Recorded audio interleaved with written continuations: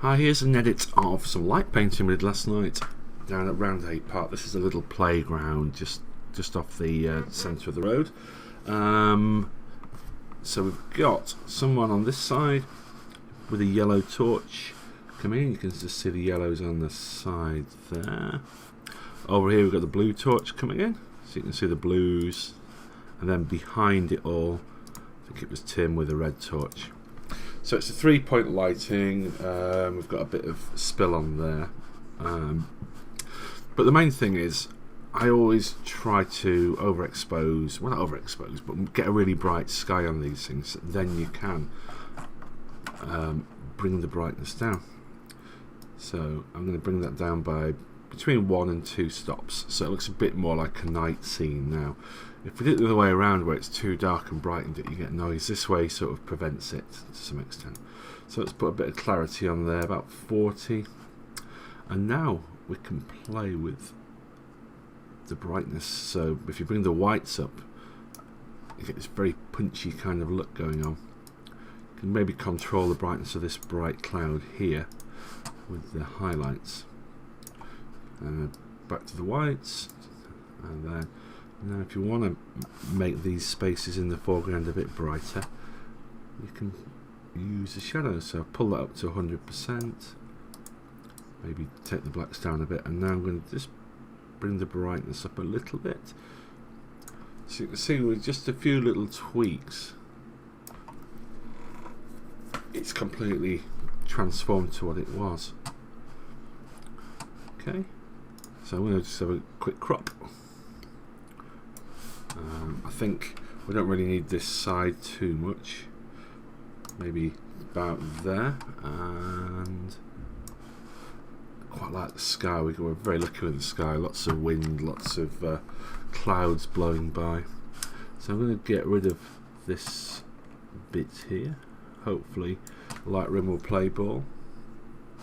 It kind of did, didn't it? Maybe pop it to there.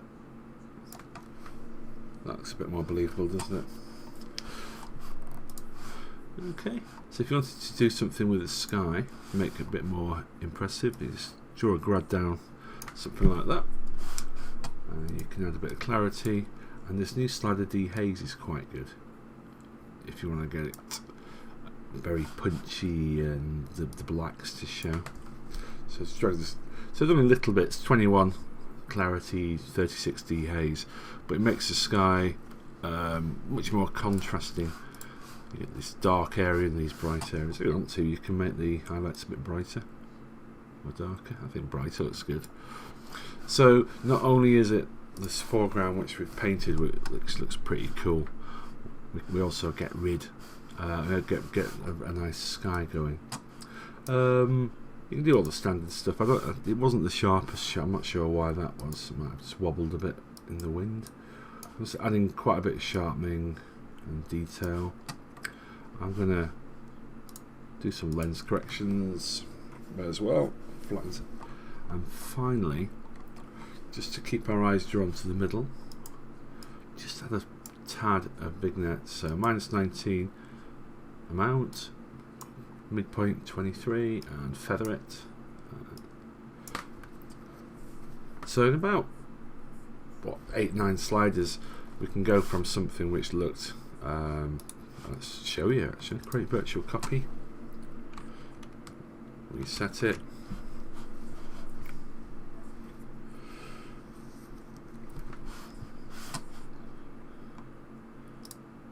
come on, come back. Whoa. There we go. So let's reset that one. So that was a start point, and that was the end point. You're always shooting these things with the edit in mind, I find. You are going to be doing something afterwards, so that's the result. That's the start point. I know last night I was trying to convince people to up their ISO and get the histograms all the way over to the right. There is a reason behind that, and it is, if you look at the sky there, if I zoom in, it's pretty noise free really. It's quite smooth. If you underexpose these things at night, they do get very grainy and noisy. And with light painting, you're not shooting at ISO 100. This was at 400 f4 for 30 seconds. Anyway, that's a very quick and dirty edit, but hopefully it gives you some ideas of what to do.